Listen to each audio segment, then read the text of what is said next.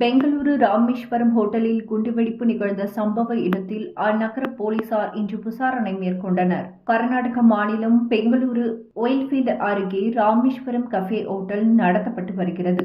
இந்த ஹோட்டலில் மார்ச் 1ஆம் தேதி பயங்கர சத்தத்துடன் அடுத்தடுத்து 2 குண்டுகள் வெடித்தன. இதில் அங்கு உணவு சாப்பிட்டுக் கொண்டிருந்த 10 பேர் காயமடைந்தனர். இதனைத் தொடர்ந்து சிசிடிவி காட்சிகளை கைப்பற்றி போலீசார் விசாரணை மேற்கொண்டனர். அதில் குண்டு வைத்ததாக சந்தேகப்படும் நபரின் வீடியோ வெளியாகியுள்ளது. அவரை போலீசார் தேடி வருகின்றனர். இந்நிலையில் சம்பவ இடத்தில் பெங்களூரு போலீசார் இன்று விசாரணை நடத்தி வருகின்றனர்.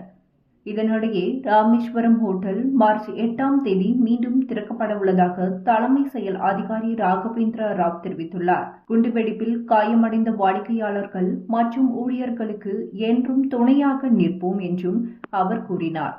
இந்த சம்பவத்தில் தொடர்புடையவர்கள் சட்டத்தின் முன் நிறுத்த நடவடிக்கை எடுக்க வேண்டும் என்றும் அவர் கேட்டுக்கொண்டார்.